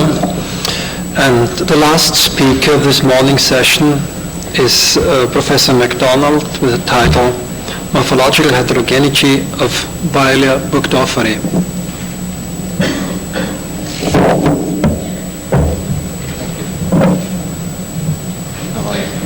Thank you. Okay. Thank you very much. I'd like to thank Dr. Ziska for calling me out of retirement to address you this morning. I'd like to dedicate my talk to the memory of Paul Lavoie, a good friend of the Lyme community, and he's with us here today in spirit, actually seeing what the spirochete profile looks like in diseased tissue. In order to understand the morphologic heterogeneity of the spirochete, it's important to study the range of variation that you can experience in stock cultures, American type culture collection, and primary isolates that are prepared as we would prepare tissue slides by making a solid phase medium and then cutting those slides as we would cut tissue. Here you can see the spirochete is uncoiled. Here you can see pieces of the spirochete. People have trouble identifying spirochetes in pieces, and I hate to bring up the tragedy in Oklahoma, but what happens is that when there is an injury, sometimes you have to identify what is left by identifying pieces of the spirochete. That's true not only in forensic science, but in archaeology and pathology. These are pieces of Borrelia burgdorferi stained with silver. Here is a spirochete that is uncoiled. This is B. burgdorferi, uncoiled form in agarose. A straightened form intersecting with a curved scimitar profile. A very short tadpole form, which might be misdiagnosed as Vibrio or a tadpole form. The tadpole form adds rather than subtracts specificity to the diagnosis of that structure as being the spirochete when you overlay that in tissue. A straightened form. forms that assume an amoeboid or a non-spirochetal blob form. These are all B. burgdorferi American type culture collection material stained with silver. This is the effect of silver precipitate, which sometimes muddies the field, but you can see very clearly that the spirochetes here are not only non-helical and non-coiled in many profiles, but actually clumped and aggregated, mimicking tangles. Now, these are signatures of the Lyme disease spirochete in tissue, and this is an example from the monograph on syphilis, which shows that a patient with general paresis of the insane due to treponema pallidum, before treatment shows a signature that looks like this, and after successful treatment shows a signature that looks like that. And I'm here to suggest to you that when the spirochete is in tissue, it's in a hostile environment, and that hostile environment creates aberrations in the spirochetal signature, which are just as bizarre as this patient's series of signatures over a course in time, which confounds the correct identification of this Helen L. Maroney from this signature. Same thing in tissue. This is a straightened form. This is a form which has become partly granular and partly amoeboid. All of these other forms are not stained precipitate. These are granular forms of the spirochete. This is a thickened form. These are thin forms. The only difference between the last slide and this slide is that the previous slide was 5332, Dr. Barber's monoclonal, and this is 9724, same spirochetes, different monoclonal, slightly different profiles, immunofluorescence, same magnification. This is a form which might be troublesome to identify as B. burgdorferi. It is. A whole mess of spirochetes, as we'd say down in Texas. Spirochetes that are coiled back on themselves and wrapping around themselves to create thicker profiles. This is a ring form. Don't have trouble with ring forms because ring forms are well established in syphilis through the work of Dr. Noel Rose. They're also present in B. burgdorferi disease tissues. An uncoiled, very, very long form, actually maybe two spirochetes joined with a shorter form. And another permutation of that with a thick and thin form intersecting uncoiled long spirochetal forms. This sort of swelling at the end is a structure in search of a name. It may be a gemi, it may be a bleb, it may be some other rounded eminence from the spirochete. They can form along the axis. They don't have to be at the ends. This adds rather than subtracts specificity when you're looking for spirochetes in tissue. Connective tissue fibers do not exhibit this profile, period. This is a ring form. This is B. burgdorferi forming a ring form. Now, in 1985, I believe, in Vienna, I showed this, and I'm going to show it again. This is an example of how you must be able to identify pieces of the spirochete in tissue planes. So you don't see the whole thing in every plane. Sometimes you'll just see pieces of it. So pieces of the spirochete are just as valid as the whole spirochete in its magnificent splendor. This is a variation in the focal plane. You can sometimes see the spirochete segmented and then loss of the rest of it in the plane beneath the optical focus. So when you're looking for spirochetes in tissue, you must constantly focus up and down to see all the possible focal planes in the tissue section. Focal plane, dropout, segmentation, not due to tissue section, but just due to the spirochete undulating up and above the plane of focus. Now, Dr. Paul Duray has done many, many important studies, and the thrust of Dr. Duray's magnificent contributions are that we must contend with pieces of the spirochete. This is from his paper with Dr. Schlesinger on maternal fetal transmission. None of these are intact spirochetes. You have pieces of the spirochete. They are just as real, just as diagnostic as the whole thing. Another piece of Dr. Duray's work showing a small segment of spirochete in tissue. A small form in an autopsy specimen with Dr. Klaus Weber. A small form here, actually a tangle of spirochetes in myositis. The Klaus Weber paper again showing the sperm head form at the end of the spirochete. This adds rather than subtracts specificity. Fairly conventional form, and then when we see this we jump up and down because it's a textbook example. In medicine we don't often see textbook examples of disease, and we rejoice when we do, but we don't decline to diagnose a disease if we don't see a textbook case. That's a caricature. Now, for T. pallidum, we have our classical forms, and we have the beaded forms along the axis of the spirochete.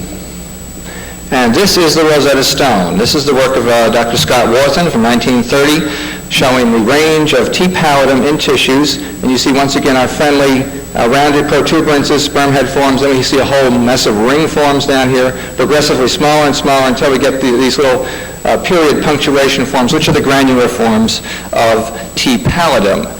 This chart is absolutely essential to the cognitive interpretation of biopsy specimens from diseased tissues, because if you don't have this straight in your mind, then the only thing that you're going to call as bona fide spirochetes is the top line, and you're going to miss the opportunity to diagnose all of these other very legitimate forms in tissue.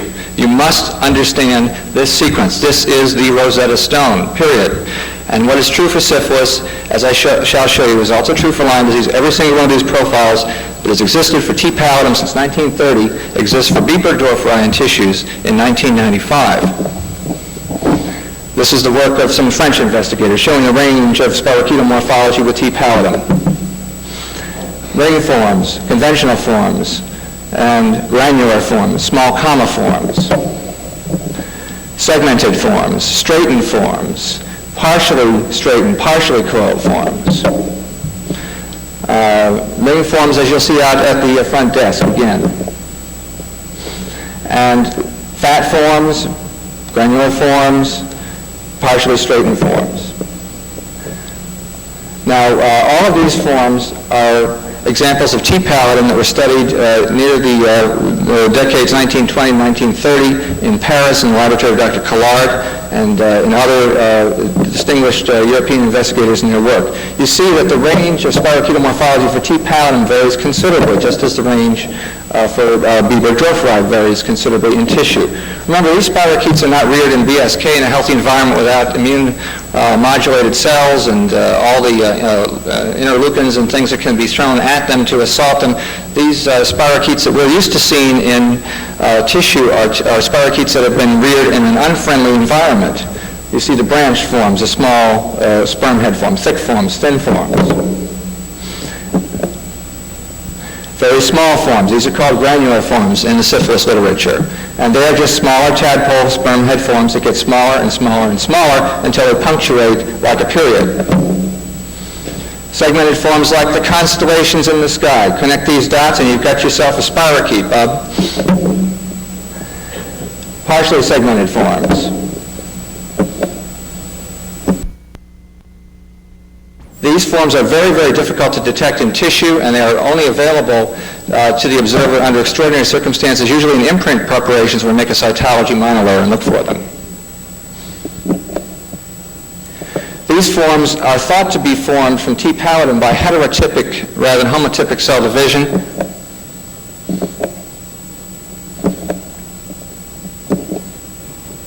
And here's an example of a fat form giving rise to a thin form with that very characteristic swelling along the axis. It's from the syphilis literature, and there is a close-up for you who need bifocals. Here it is, magnified for you to look at.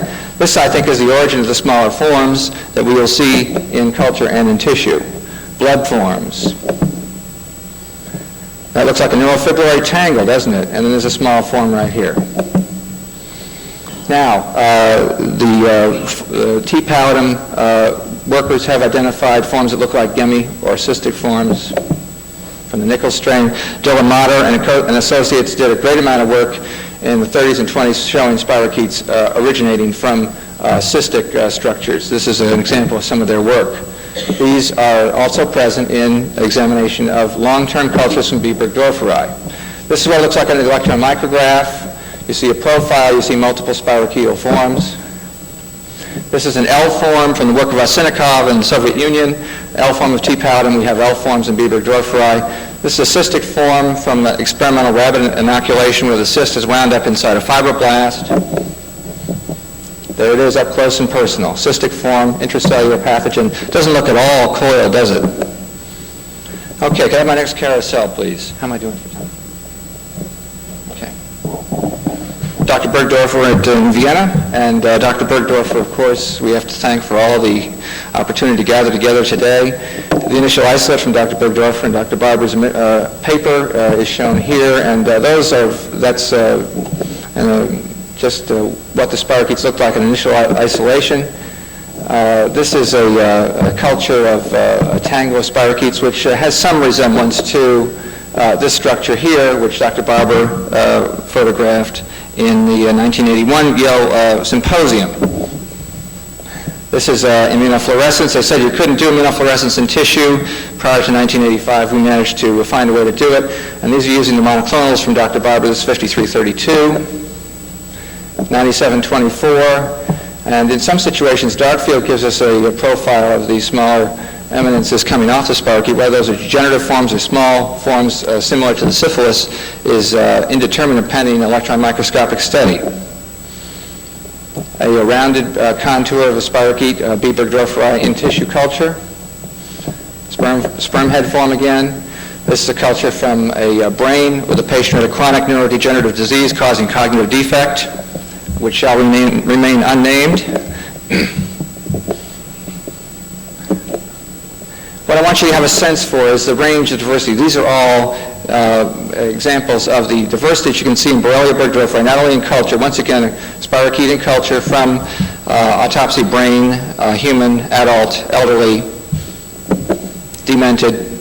These are the granular forms coming from American type culture collection material which has been prepared for immunofluorescence examination, and some of the spirochetes look like this after the washing step, labeled with Dr. Barber's monoclonal 5332. Notice you have the biaxial swellings in the end. That adds rather than subtracts specificity. A non-modal spirochete. Do non-modal spirochetes count? I believe they do.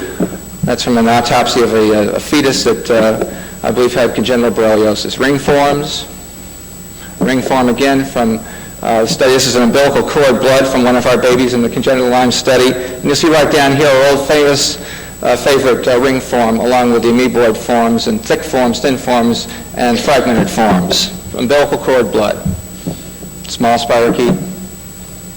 Very diminutive spirochete with more conventional forms.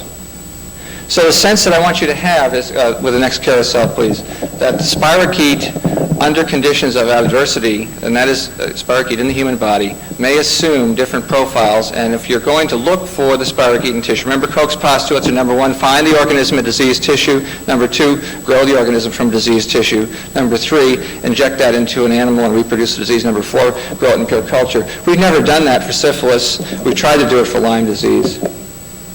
Dr. Berger's paper. That's a very beautiful Berger spirochete in skin. Doesn't look at all coiled, does it? There it is under lower power. Another magnificent spirochete from the skin, the study of Dr. Berger, and that doesn't look at all coiled.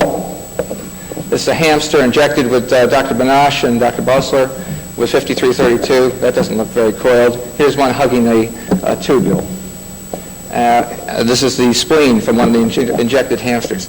If you're going to look, you ought to at least credential yourself by looking at unknown specimens from experimentally inoculated animals, see if you can get it right in the experimental animal before you start to diagnose it in the human. This is umbilical cord blood or placental blood from one of the congenital Lyme cases that we studied when I was at Southampton in New York. Spirochetes with blood cells. This is a spirochete in the placenta from one of the babies that was born alive. This is from the septic splenic paper out of Connecticut.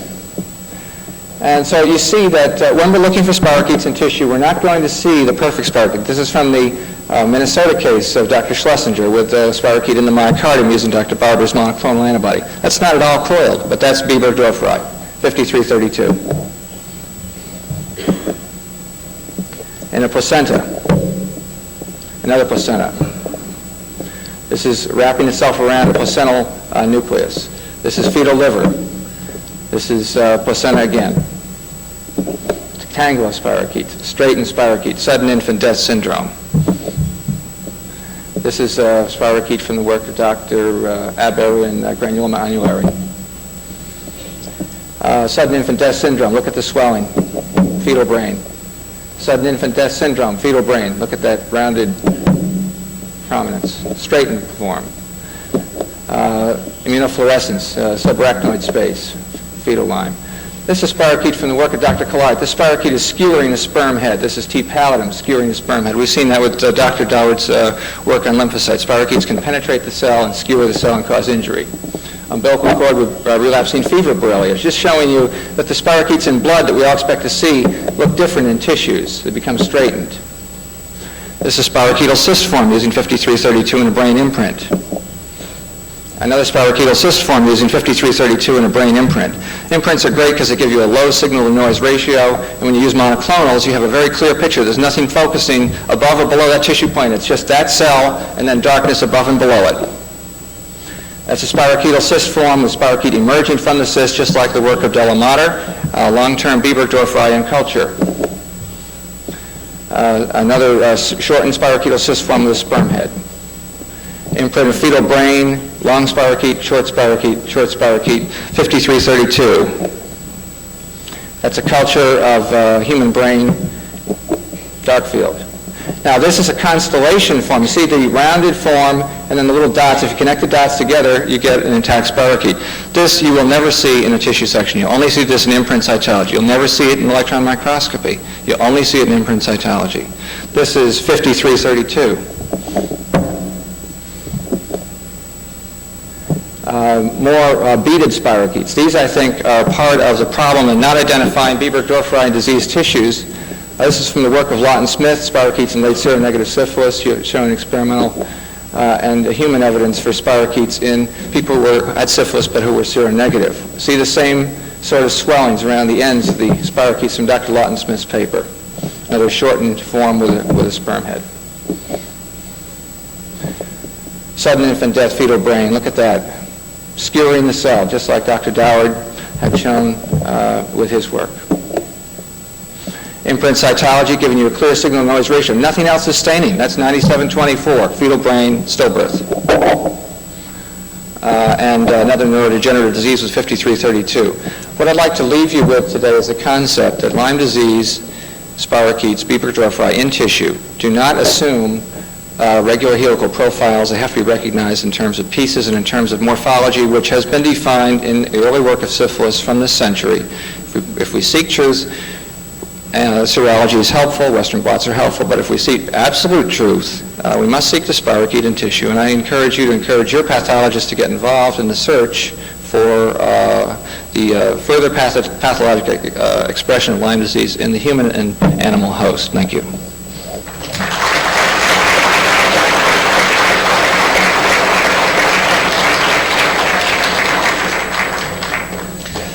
Thank you, Dr. McDonald.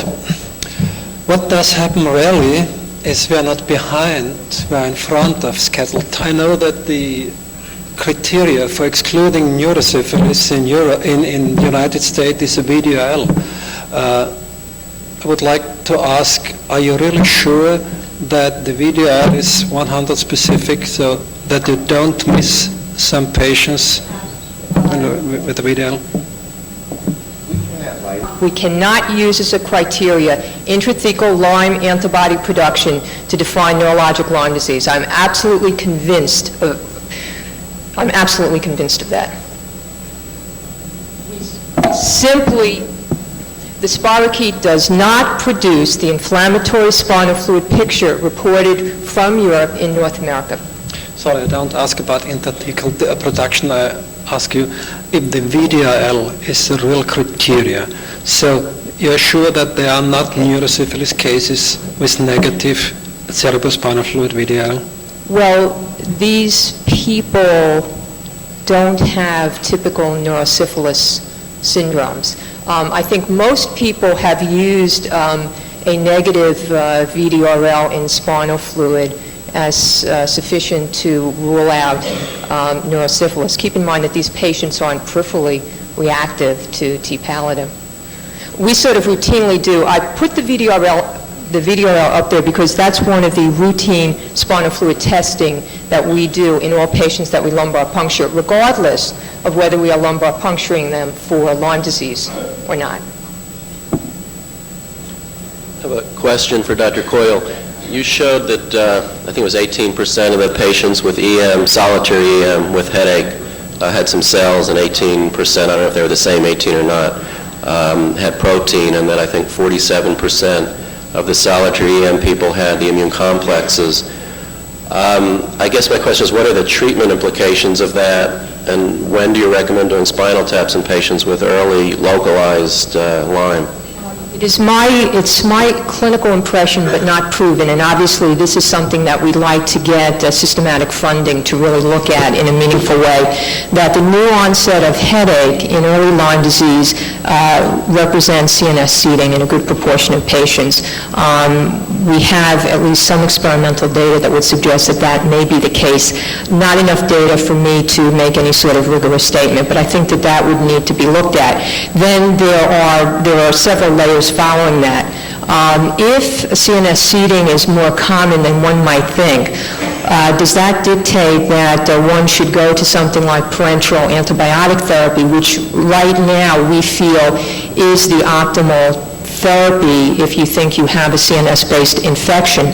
Alternatively, and this has not been really clearly looked at, are there high-dose oral regimens that can really substitute for parenteral therapy? So there are a couple of layers of thinking about how to approach that. I can tell you clinically what I do is if the patient has evidence in our testing of CNS seeding, as we feel it can be, then I tend to go to parenteral therapy right now. I don't know that that's the proper thing. I think that that would really need to be looked at, a comparison of a good high-dose oral that would penetrate versus parenteral, but right now, clinically, I tend to go with the parenteral. What strength and what duration? We use ceftriaxone at 2 grams once a day as our first-line antibiotic treatment of choice. For the early patients, we would treat a minimum of 2 weeks. We are really tending to go to 3 weeks and 4 weeks in more severe patients or patients in later stages of infection. Again, Pat, I have a question for you. In clinical practice, we see many Lyme patients who have had MRIs of the brain, mainly for differential diagnostic reasons. And I've been very impressed by the fact that MRI findings seem not to correlate with my clinical findings. Do you have any feel for that? Well, we really don't find brain MRI to have a very high yield in neurologic Lyme disease. As I had quoted in my talk, it's about 25%. So actually, I would use data when I'm evaluating a patient and brain MRI is abnormal. It makes me think of alternative diagnosis, a la something like multiple sclerosis. We just not have had a high yield in MRI in our patients. Do you also notice that the patients who do have Lyme with an abnormal MRI, if they're clinically any different than those who, in other words, is this representative of permanent, non-fixable damage, people who don't recover, so forth?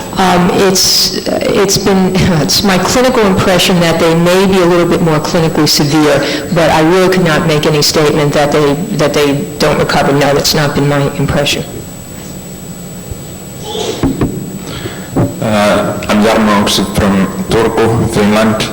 I'd just like to comment that in our patients with neuroborreliosis, intrathecal antibody synthesis is not very frequently seen in culture and PCR-proven cases. The vast majority of neuroborreliosis cases don't have intrathecal antibody synthesis.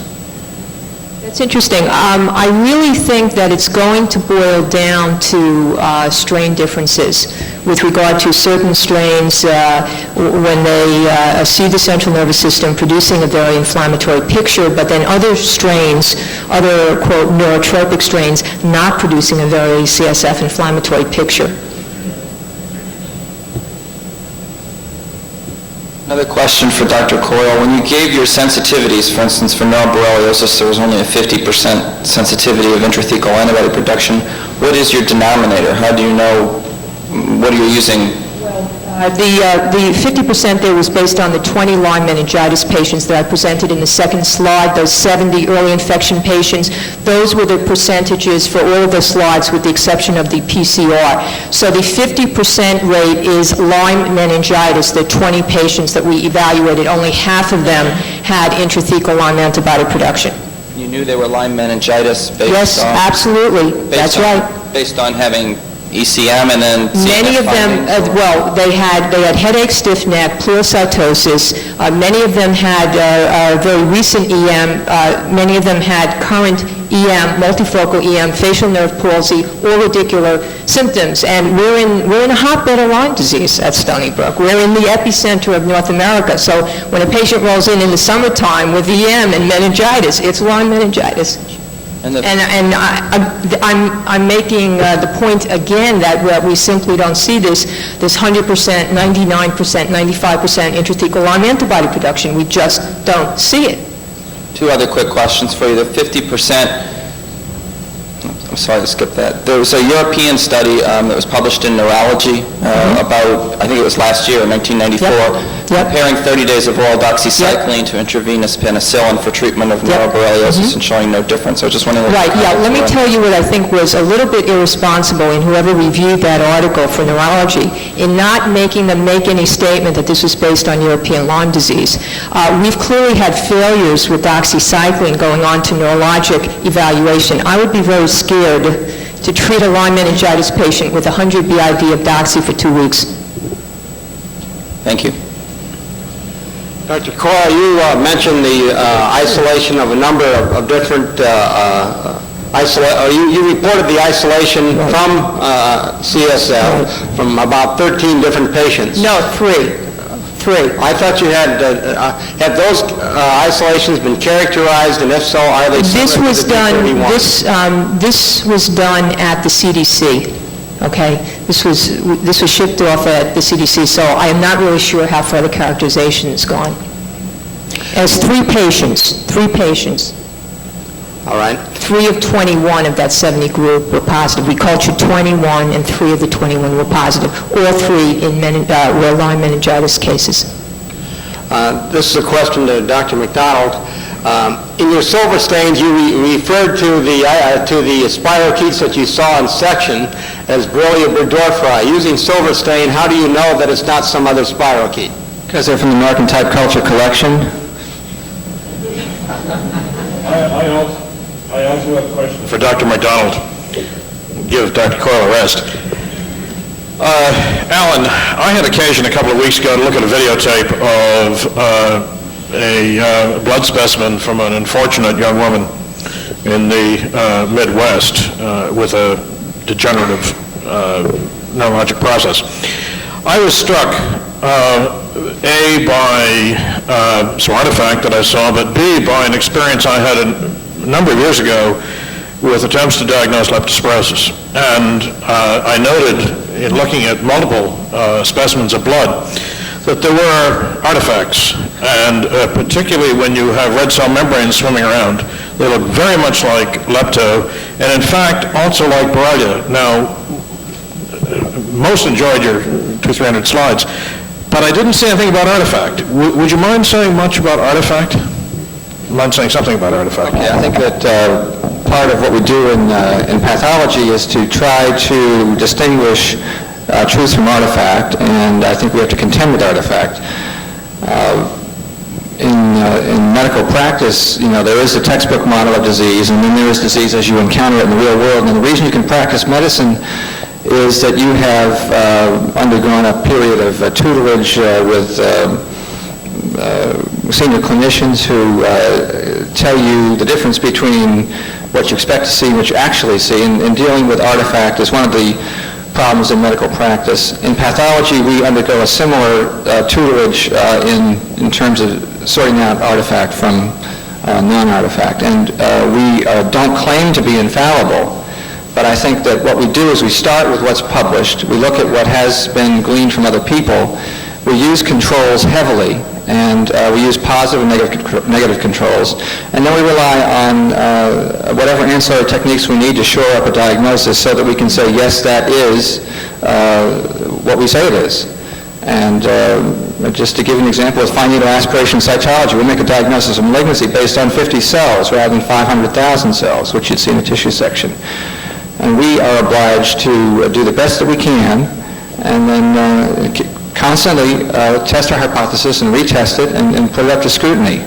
What I'm showing you, or what I showed you on those slides, are images which I think everybody in the room did not have access to before you saw those slides. They're in the medical literature. They're prior to 1966. You can't find them on Index Medicus. You have to go back and schlep, if you will, through the old medical libraries and find what Wharton said about T. pallidum and what Collard said about experimental syphilis and what Lawton-Smith said about seronegative syphilis, and then try to integrate that body of information into the interpretation of tissue sections in people who may or may not have a tissue manifestation of Lyme disease, which is, unfortunately, seronegative.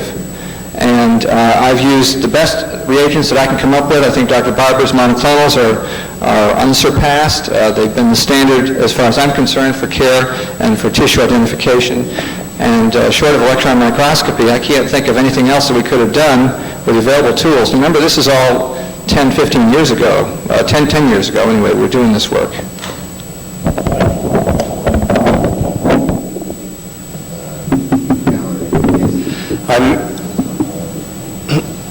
Let him ask. I think he's on the left. Who's in turn? Okay. I'm Mika Peltomaa. I'm ENT head and neck surgeon from Finland, Helsinki. I had a question and a comment to Dr. Coyle. I agree with your comment with the promise of brainstem audiometry. In my patients, although the audiometry is unspecific, we frequently find a typical pattern of dysmorphology in those curves. Another thing about facial palsy, I see two different kinds of facial palsies in patients with Lyme disease. Those who look to me like they are purely peripheral, and those who have central nervous affection. And there is a big difference between pediatric patients and adult patients. More often, pediatric facial palsy is combined with meningitis. And I would like to ask if you have same kind of experiences. Sure. That's a very interesting observation. Anita Bellman is the pediatric neurologist at our institute that really works with the PD Lyme. I think you're correct. I think that there's a difference between the facial nerve palsy in children versus adults, in that the children are more likely to have inflammatory CSF changes. Clearly, this is something that needs to be really prospectively, systematically evaluated. But I think Anita has presented some data that Lyme disease in children may be really a little bit different than Lyme disease in adults, and I think that that will be a very important aspect from a systematic research point of view to really look at. One more thing, especially interesting thing in Europe is that among adult population, for example in Finland, maybe one of 20 facial palsies, one of 30 facial palsies is Lyme disease facial palsy. But when we talk about pediatric population, there might be one of 2 or one of 3 facial palsies is Lyme disease facial palsy. Have you noticed something like that in US too? Well, Stony Brook again is in a hyper-endemic center, so we have just lots and lots of Lyme disease. So the risk if you develop a facial nerve palsy during summertime in adults of it being due to Lyme really approaches 1 in 4 during the summer season at Stony Brook. So it's Testing. David Pappendick, primary care from near Green Bay, Wisconsin. We have an awful lot of Lyme in our area. I've had a niece who had MS when her husband was a medical student at Wayne State in Detroit, and they would not do a Lyme test, and 4 months later I treated her for Lyme and this cleared up. Around the Upper Peninsula of Michigan, both east and west, and around Duluth, Minnesota, I have a number of patients with MS. Many of them have marked improvement when we treat them for Lyme disease. My question is, how do you tell the difference between Lyme disease and true MS? Is there a monoclonal test that will absolutely prove that this is not Lyme disease? I direct the MS Center at Stony Brook, and I've been working in multiple sclerosis for almost 10 years before I got involved in Lyme disease. I have an interest in neurologic infections. I honestly think the confusion between MS and neurologic Lyme disease has been way overstated, and I think the difficulty is that people either don't feel familiar with MS or don't feel familiar with neurologic Lyme disease. I wish that I had the table here. I really have a table with regard to diagnostic dilemmas and pointing out the difference from a clinical and laboratory point of view between MS and neurologic Lyme disease, and I'll just briefly mention it here. Number one, MS is central nervous system. There is no peripheral nervous system involvement to speak of in multiple sclerosis. In neurologic Lyme disease, peripheral nervous system involvement is actually fairly common. The laboratory profile really differs. Brain MRI abnormalities will be seen in 90% of multiple sclerosis patients. CSF oligoclonal band positivity is seen in 95% of multiple sclerosis patients. Intrathecal IgG production is seen in 70 to 90% of multiple sclerosis patients. They really don't cross-react. If you do a battery of evoked potential testing in MS, it's going to be abnormal in 50 to 70% of the individuals. That will be much lower in neurologic Lyme disease, where the MRI brain yield is 25%. The oligoclonal intrathecal IgG production yield is less than 10%. The evoked potential yield would be in the realm more of 10%. I will make the point that any infection is a trigger for a flare-up of MS.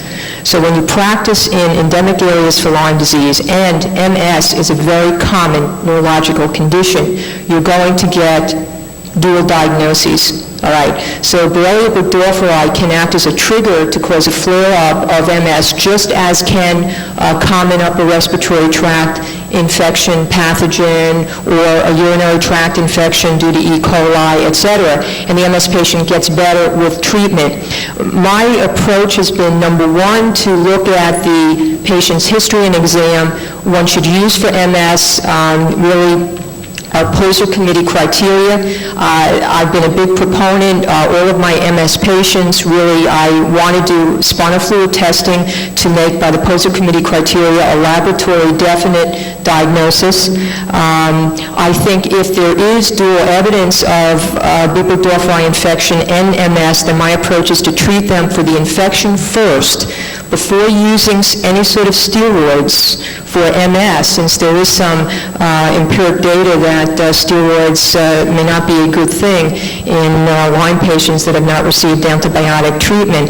I think if you look at the patient, you evaluate the patient in a systematic fashion, then you should be able to come, in the vast majority of cases, to a decision that they have MS, that they have neurologic Lyme disease, that they have underlying MS that has been exacerbated by their spirochetal infection, and then you treat them appropriately. I will say there have been a handful of cases where it's really been difficult for me, but this is so small with regard to the large number of MS patients that I see, the large number of Lyme disease patients that I see, that I've not found it to be a major confounding factor.